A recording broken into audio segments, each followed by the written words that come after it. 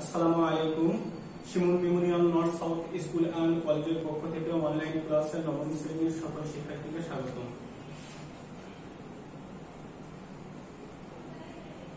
আমি আপনাদের সাথে আছি মোহাম্মদ আতাউর রহমান, সহকারী শিক্ষক, কৃষি শিক্ষা, Shimul memorial north south school and college, Rajshahi.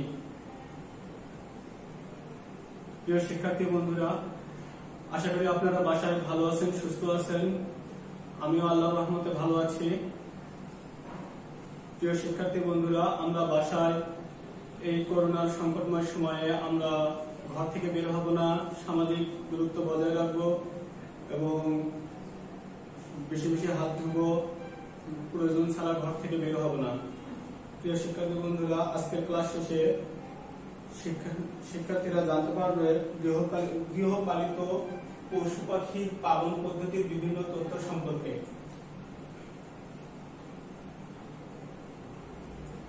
সুপ্রিয় শিক্ষার্থী বন্ধুরা, আলোচ্য বিষয় দেখুন। অধ্যায় ৪ পরিচ্ছেদ ৬ পৃষ্ঠা নাম্বার ১৫০ থেকে ১৬১, গৃহপালিত পশু পাখি পালন পদ্ধতি। এখানে গৃহপালিত বিভিন্ন পশু পাখি যেমন গরু, বাছুর, ভেড়া, হাঁস, মুরগি ইত্যাদি সম্পর্কে আলোচনা করা হবে। গৃহপালিত পশু পাখির আবাসন। সুস্থভাবে বেঁচে থাকার জন্য এবং অধিক উৎপাদনের জন্য অধিকতর আরামদায়ক পরিবেশে পশুর আশ্রয় প্রদানকে গৃহপালিত পশুর আবাসন বলা হয়। গোয়াল ঘরে একক বা দলগতভাবে পশুপালন করলে উৎপাদন খরচ অনেক কম হবে।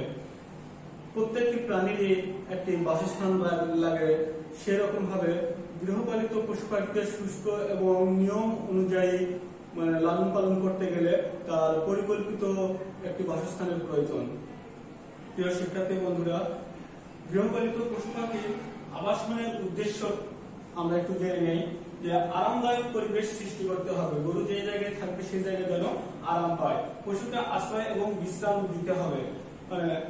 আশ্রয় বলতে সে বিভিন্ন ক্ষতিকারক যে প্রাণীগুলো আছে সেগুলো থেকে যেন সে আশ্রয় পায় এবং বিশ্রাম নিতে পারে, শুইতে পারে, এরকম ব্যবস্থা করতে হবে। খারাপ আবহাওয়া থেকে রক্ষা করা, যেমন আমরা আবাসন এর জন্য নির্মাণ করি, খারাপ আবহাওয়া যেমন দুর্যোগ, প্রাকৃতিক দুর্যোগ, বিভিন্ন ঘূর্ণিঝড় ইত্যাদি থেকে পশু পাখি রক্ষা পায়। তো পশুকে শান্ত রাখা এটা একটি বিশেষ গুরুত্বপূর্ণ বিষয়। যে ছেড়ে দেওয়া যে প্রাণীগুলো আছে সেগুলো স্বাভাবিকভাবে উচ্ছৃঙ্খল থাকে, আর গৃহপালিত যে পশু পাখি সেগুলো আমরা শান্ত রাখার জন্য গরুর গোয়াল ঘর বা আবাসন নির্মাণ করি। চোরের হাত থেকে রক্ষা করা, হ্যাঁ, আমার গরু আমাকে নিরাপদ রাখতে হবে, এই জন্য সুরক্ষিত একটা আবাসন দরকার, যাতে চোরের হাত থেকে যেন রক্ষা পায়। এরকম আরো অনেক ধরনের উদ্দেশ্য আছে। তারপরে গৃহপালিত পশুর আবাসনের স্থানটা কেমন হবে সে ব্যাপারে একটু জেনে নেই। যে উঁচু জায়গা হতে হবে, সমতল জায়গা থেকে একটু উঁচু হতে হবে, যেমন বৃষ্টির পানি গোয়াল ঘরে না যায়, আর গোয়াল ঘরের যেন গরুর প্রস্রাব গড়িয়ে বাহিরে চলে আসে, এরকম উঁচু জায়গা হতে হবে। শুকনো এবং বন্যামুক্ত এলাকা। শুকনো বলতে বোঝায় যে আমরা যে জায়গায় গরুটি রাখবো সেই জায়গায় প্রস্রাব বা পায়খানা করার পরেও সে জায়গায় যেন কাদা না হয় সেদিকে খেয়াল রাখতে হবে। এর জন্য গোড় যদি দেওয়া হয় বা ঢালু রাখা হয় তাহলে শুকনো থাকবে। এবং বন্যা মুক্ত এলাকা হতে হবে। যে এলাকাগুলোতে বন্যা বেশি বেশি হয় সেই জায়গাগুলোতে গৃহপালিত পশুগুলো পালন করা খুবই কঠিন হয়ে যায়। বাজার হতে হবে, যেমন দুধ দহন করে বিক্রি করার জন্য, বাজারজাত করার জন্য বাজার নিয়ে যাওয়া যায় বা বাজারজাত করা যায় সেই ব্যবস্থা রাখতে হবে। মহাসড়কের পাশে যদি আমরা বসতি বানাই বা বসতি থেকে দূরে, তার মানে বাজার থেকে একটু দূরে রাখতে হবে, যেন বাজারের কোলাহল মুক্ত কোলাহলপূর্ণ এলাকা থেকে যেন নির্জন এবং কোলাহল মুক্ত এলাকায় যেন রাখা যায় সেরকম ব্যবস্থা করতে হবে। মহাসড়ক থেকে দূরে রাখতে হবে, যেন কোনো গাড়ির নিচে না পড়ে, যানবাহনের নিচে না পড়ে, এরকম। এবং বস্তি যে জায়গায় মানুষ বসবাস করে সেই জায়গা থেকে একটু দূরে রাখতে হবে। বাজারজাত করার সুবিধা থাকতে হবে, যেমন দুধ বা মাংস বাজারজাত করতে পারে সেই ব্যবস্থা নিতে হবে এবং সুপরিকল্পিতভাবে আবাসন নির্বাচন করতে হবে। বিদ্যুৎ এবং পানি সরবরাহের সুবিধা থাকতে হবে, চারপাশ পরিষ্কার রাখতে হবে। পরিষ্কার পরিচ্ছন্ন রাখলে বিভিন্ন প্রকার রোগ বা জীবাণু থেকে সুরক্ষিত থাকবে প্রাণী। গরুর আবাসন, গোয়াল ঘরের আকার গরুর সংখ্যার উপর নির্ভর করবে। গরুর সংখ্যা 10-এর কম হলে এক সারিতেই হয়ে যাবে, আর বেশি হলে 2 সারি করতে হবে। যেমন একটি ছবিতে দেখা যাচ্ছে যে গরুর সংখ্যা এখানে 5টি দেওয়া আছে, এক সারিতেই রাখা হয়েছে। যদি আরেকটি সারি করতে হয় তাহলে 10টি বেশি হলে আমরা অপোজিট সাইডে আরেকটি সারি আমরা তৈরি করব। গরুর জাত, বাংলাদেশে 5 ধরনের উন্নত জাতের গাভী দেখা যায়। সেগুলো হলো Holstein, Friesian, jersey, Sahiwal, Sindhi, red Chittagong প্রভৃতি। গাভীর পরিচর্যা একটু সম্পর্কে জানি যে গাভীর গর্ভকালে এবং প্রসবকালে ও দুগ্ধ দহনকালে পরিচর্যার দিকে বিশেষ গুরুত্ব দিতে হবে। নিয়মিত গোসল করানো, শিং কাটা, খুর কাটা এবং সঠিক সময়ে খাবার প্রদান করা, প্রচুর পরিমাণে দানাদার জাতীয় খাদ্য দিতে হবে। প্রসবের সময় গাভীকে শান্ত পরিবেশে রাখতে হবে। গাভীর গরম না হলে ডাক্তার দেখাতে হবে। এটা একটি গুরুত্বপূর্ণ বিষয় যে একটা সময় আছে গাভীর যে গরম যদি না হয় তাহলে অবশ্যই তার প্রজনন ক্ষমতা কম না বেশি এটা যাচাই করার জন্য আমরা পশু চিকিৎসা কেন্দ্রে আমরা যাব এবং পরামর্শ নেব, সে অনুযায়ী চিকিৎসা করব। গাভীর খাদ্য, গাভীর খাদ্যদ্রব্যকে 3 ভাগে ভাগ করা যায়। আঁশযুক্ত খড়, এটি আমরা চিনি যে ধানের গাছ শুকালে আমরা এটাকে খড় বলি। যে খড় বিচালি বা কাঁচা ঘাস, যে ঘাসগুলো আমরা জমিতে বা চাষ করা হয় জমির আইলে বা জমি নিড়ানির পরে যে ঘাসগুলো পাওয়া হয় সেগুলো কাঁচা ঘাস। লতা পাতা, এই হে হলো এক প্রকার মানে ঘাস বা ধানের গাছ উপর দিয়ে প্লাস্টিক দিয়ে ঢেকে রেখে শুকানো হয়। এই পদ্ধতিটাকেই বলা হয় যে হে, সাইলেজ ইত্যাদি। যে পরিকল্পিতভাবে যে আমরা ঘাস উৎপাদন করি সেগুলোকে আমরা সাইলেজ বলি। এই গাছগুলো হচ্ছে, এই ঘাসগুলো হচ্ছে গাভীর খাদ্য। দানাদার খাদ্য, এটি 2 নম্বর। যে খাদ্য শস্য দানা বা গমের ভুসি, চালের কুড়া, খই ইত্যাদি এগুলো আমরা চিনি। ফিউ অ্যাডিটিভস খনিজ ও ভিটামিন জাতীয় খাদ্য। খনিজ ও ভিটামিন জাতীয় রাসায়নিক যে খাদ্যগুলো আমরা বাজারে পেয়ে থাকি সেগুলোকে বোঝাচ্ছে। আচ্ছা, গাভীর স্বাস্থ্যসম্মত লালন পালন ও রোগ প্রতিরোধ ব্যবস্থা। গোয়ালে আলো বাতাসের ব্যবস্থা থাকতে হবে, যেন গোয়ালে দুপুরবেলা বা 10টা-11টার দিকে যেন গাভীর গোয়ালে আলো বাতাস ঢোকে। তাহলে আলো যদি ঢোকে, সূর্যের আলো যদি পায় তাহলে বিভিন্ন জীবাণু সেখানে এমনি ধ্বংস হয়ে যাবে। খাদ্য ও পানির পাত্র পরিষ্কার রাখতে হবে। যে জায়গায় গাভী খাবে সেই পাত্রটি পরিষ্কার রাখতে হবে এবং যে জায়গায় থাকবে সেই জায়গাও পরিষ্কার রাখতে হবে। এই জন্য আমরা কি করব যে গোয়াল ঘরের চারিপাশ পরিষ্কার পরিচ্ছন্ন রাখার জন্য মাঝে মাঝে আমরা কীটনাশক এবং জীবাণুনাশক স্প্রে গুলো ব্যবহার করব। করলে পরিবেশ দূষণ মুক্ত হবে। পচা, বাসি ও ময়লা খাবার না দেয়া। পচা, বাসি, ময়লা খাবার আমরা পশুকে আমরা দিব না, তাহলে গাভীর স্বাস্থ্যগত বা গঠনগত দিক দিয়ে খারাপ হবে, গরু রোগাতে হবে, এরকম ইত্যাদি সমস্যা দেখা দেবে। মলমূত্র পরিষ্কার করা, মলমূত্র সময় মতো পরিষ্কার করতে হবে। যে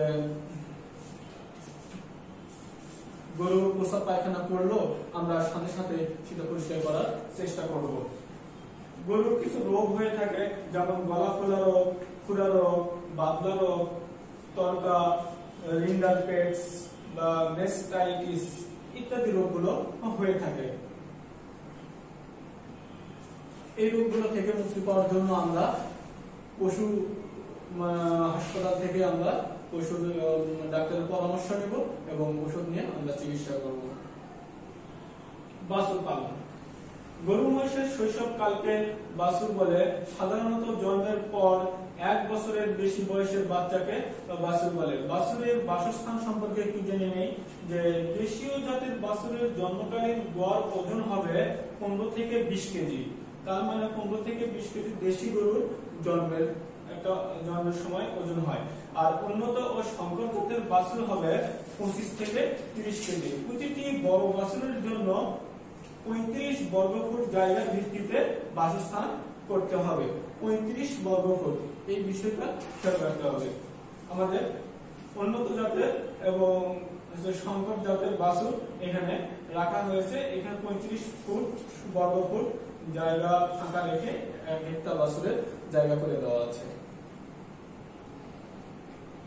বাছুরের পরিচর্যা করতে হবে, সঠিক সময়ে খাদ্য পরিবেশন, রোগবালাই মুক্ত রাখা, দেখাশোনা করা ইত্যাদি বোঝায়।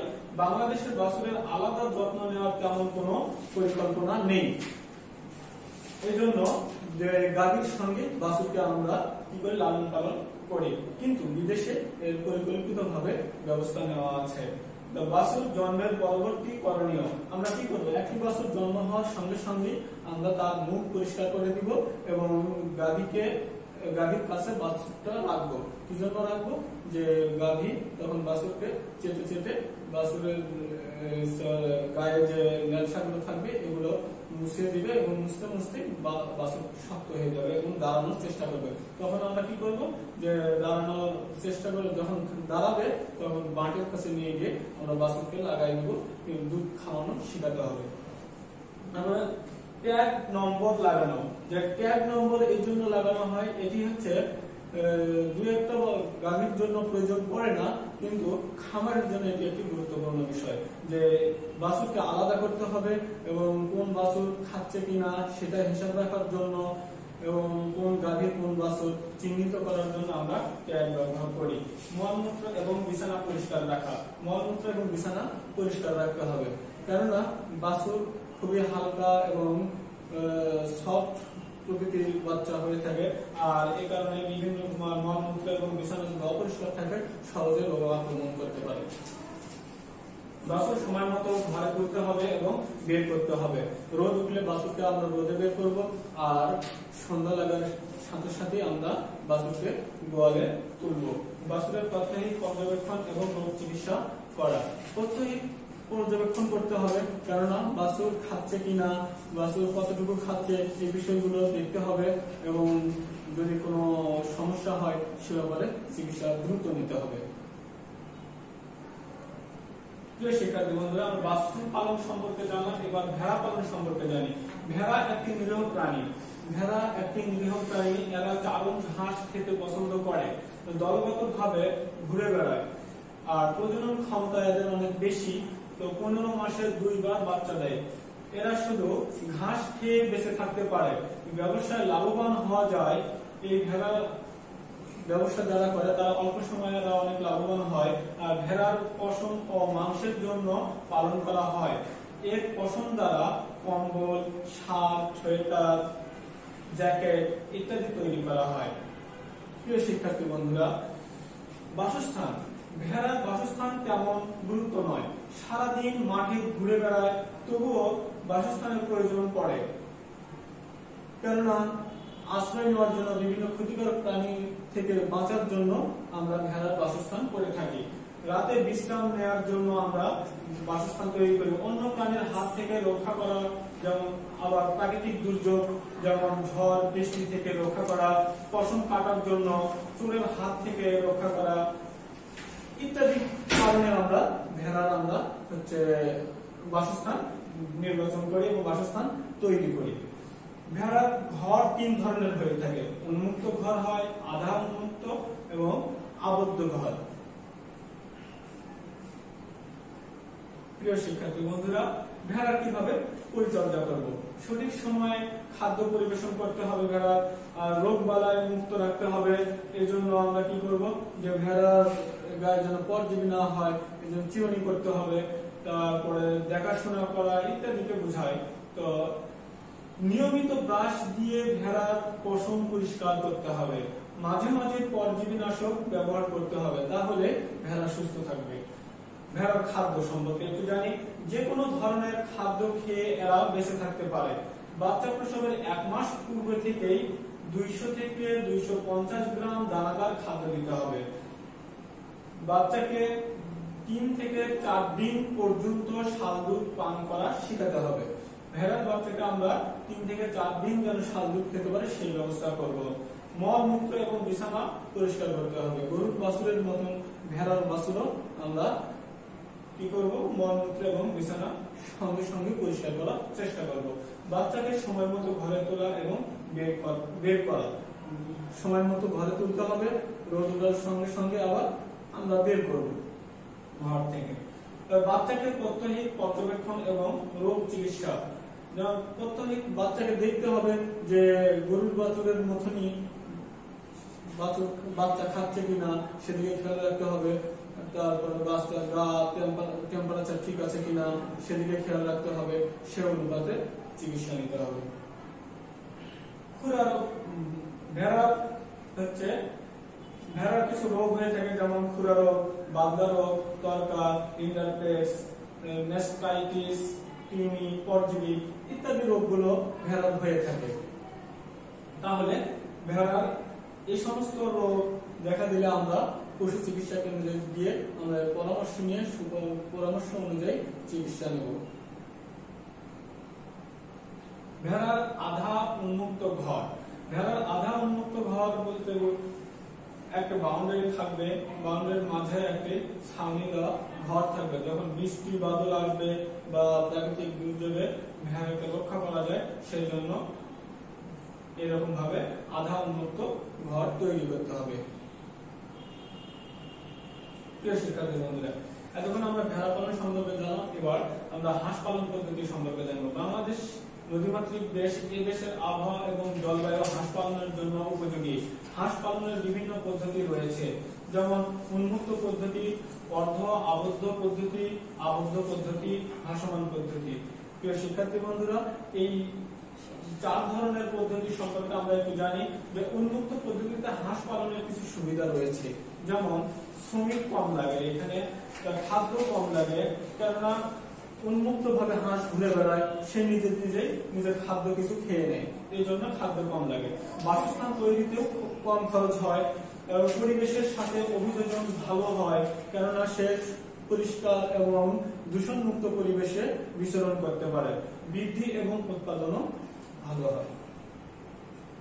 উন্মুক্ত পদ্ধতিতে হাঁস পালনের কিছু অসুবিধা দেখা যায়, যেমন অনেক পতিত জমির দরকার হয়, এটা সবসময় হয়তো পাইতেও পারে, আবার অনেক সময় নাও পাইতে পারে, এবং জলের প্রয়োজন পড়ে। বন্য পশু পাখি দ্বারা ক্ষতি হতে পারে, যেহেতু সে উন্মুক্ত ভাবে চতুর্দিকে ঘুরে বেড়াচ্ছে, বিভিন্ন ক্ষতিকারক বন্য প্রাণী আক্রমণ করতে পারে। বন্যায় হাঁস হারিয়ে যেতে পারে, সব সময় পর্যবেক্ষণ করা সম্ভব হয় না, ফসল নষ্ট হয়ে যায়। প্রিয় শিক্ষার্থী বন্ধুরা, আবদ্ধ পদ্ধতিতে হাঁস পালনের সুবিধা আমরা ছবিতে দেখতে পাচ্ছি যে আবদ্ধ ঘরে হাঁস রাখা আছে।